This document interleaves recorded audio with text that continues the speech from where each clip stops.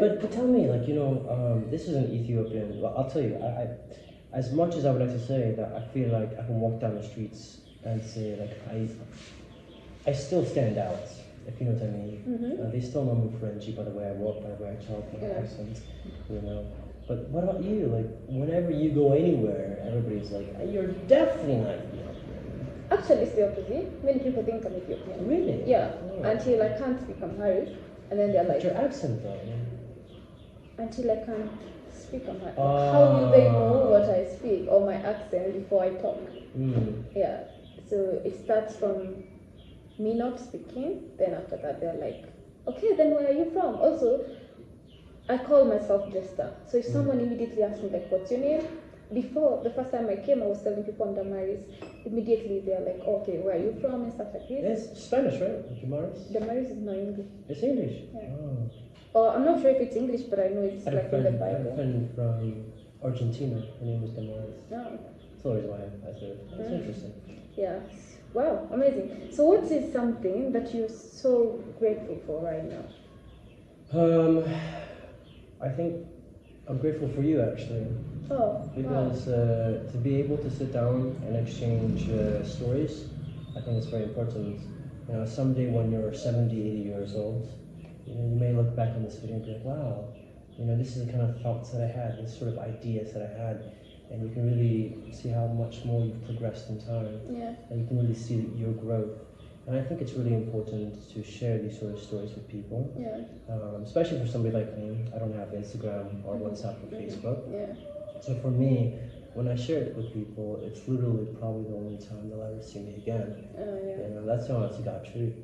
And it's like what we were talking about earlier, that sometimes you just have to take the opportunity to go and confront someone and be like, hey, I want to talk to you, And I think that's a fantastic skill to have, to be interpersonal, to be out there and open, because I think a lot of times, especially today, when people are sharing everything known to mankind on the internet and whatnot, sharing it in person, I think that's it has a lot more depth. Yes. True, I agree. But do you think that you're a lot like your parents, though? The thing is, I believe in generational inheritance. And we were actually talking about this, like the tree does not fall away from the apple tree? doesn't the fall. apple, yeah. Let's be a banana. We're in Africa. We could be the banana, or they could be the orange. Where's the tree falling to? Why? If a tree falls in the forest, so the tree doesn't fall far from the forest. So the tree falls in the forest and no one's around. Does it still make a noise? Yes. You sure? Yeah. Because it hit the ground. How do you know that? Assume there was like a camera. But you're assuming now. Yeah. Don't you assume? I just joke. Yeah. Even other way, I would have assumed no. Okay, so my reasoning was the fact that I believe in generational inheritance. I feel like there are some things that maybe this is based on a lot of sciences and psychological things, study that I've gone through, and how you find, like, for example, if your mother went through maybe a very one that I've seen very active also in like the people in my life right now is if your mother was a single woman, somehow one of the daughter ends up ending up being single. I don't know. So generational inheritance. So because we are talking about this, I tend to be like, I identify what is it in my family, like what is it, like something, especially the negative ones that maybe my mom or my dad, stuff like this, and see how can I work on them and get better. So this is my place in relation to my family, which could be different from but some of these things we inherit not only from genes, but also from association. Yeah, so it does not necessarily mean it even came from, because the average of the people you also spend with, they can also influence you to become a certain way. No, I think you're right. Yeah. I think your environment definitely influences on your social ability, how you think. Because I mean, let's be honest, 10 of my friends like to watch football. Chances are I'm probably gonna like football. Like if I'm growing up, Yeah. So it just shows you that birds of a feather flock together.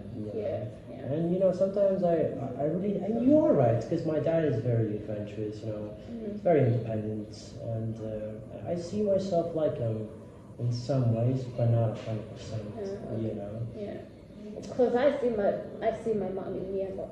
That's very in many tough. factors, like self-belief, going for your dreams and stuff like this.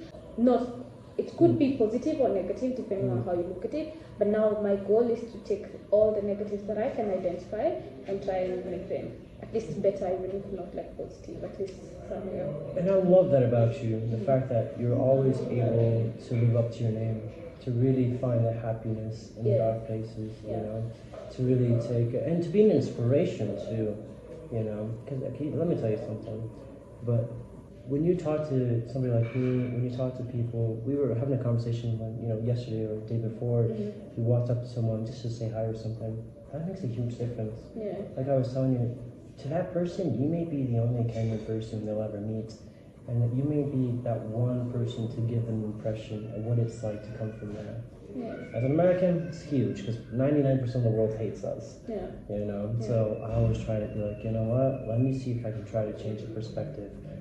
Not to say I have a mission or anything. I really don't. Okay. But it's more so that I want to show people that what they see on TV is not always how it is in real life. Yeah. Before I came to Ethiopia, I was like, man, I expect everybody to live in huts and. You expected this? No, I'm just joking. Oh my goodness! Oh, Ethiopians are gonna come at you. Like you still think this is a poor country that you left us at. We moved forward. We did develop a little bit. We did build like other buildings. Yeah. Yeah. How was it though? How was your stay? It's been amazing. I've had to learn a lot about the Ethiopian culture. We always eat together, which is great. If they ask you, do you want some more food? And you're like, yeah, no thanks. That means yes. So I was literally like, my God, I can't eat anymore. And you can't say no to food if you're offered. Yeah, okay. It's like Nepal, actually. In Nepal. Oh, in Nepal too? Nepal, okay. they have this tea. I love tea. Yeah. But I have this tea called. Is that where you took up your tea, love? Okay. I have this tea that the Buddhists give to only on special occasions to say like thank you for coming to my religion, giving us medicine. Yeah. But it was called yak milk butter tea. You know what yaks are, right? They're like buffaloes. So buffalo milk, butter, and tea with salt. It is the most repulsive drink in the world. And you know what I did? I was just like, all right, if I just do it one gulp, then I'm done with that, right? So one gulp, and next thing I know, they just pour some more. So the secret when you drink this is to just drink it slowly. Until it's not empty. And then when you have to leave, bloop, they did this to me for a wedding. I went to a wedding and they kept filling up my cup. And they collected me some. I'm joking. About being collected. Oh boy. But it was not all nice. Anyway, so how has it been? Now, are you staying 5 years? So I applied for an airline company here. It's called Abyssinian Airways. So that's what my degree is in. There's Abyssinia Airways. This is the first time I hear this. I only know Ethiopian Airlines. So there's a local airline. That means that they fly only locally within Ethiopia. But I thought to myself, Ethiopia is great. Ethiopian Airlines is very popular. I mean, but I wanted to do something for the local, for the small airlines, see if I can try to help them out. Unfortunately, economy's still really shit. Like no matter where you go. So the guy, he was just like, I only have 3 minutes. And we ended up talking for literally an hour and 45 minutes. I'm not even joking. So it was cool. But that's the thing. We were talking about this earlier. Is that like when you talk to people in different countries, just find something that you guys have in common. And you can use that as a stepping stone for different conversations. When I went in for the interview with the director, he's like, I only have 3 minutes. I'm very busy. But I was like, hey, I know you only have 3 minutes, but my name is such and such, and I've come back to my country for the first time in 28 years. When you say something like that, they're just like, what? Okay. Tell me more. You don't even have to have something like amazing. You can just say like, hey man, how are you? I used to work with these guys who I love. They're like brothers to me. But sometimes they would just ask me, like, hey, how are you? Like, they genuinely care about you. But asking people how they are, like when you walk down the streets, it's nice because that shows that you actually care about them. You're not just like, oh God, please don't talk to me. Don't talk to me, There are times when I am like that, put on my AirPods and just feel like, please, just make it home. Sometimes there are those days. Wow.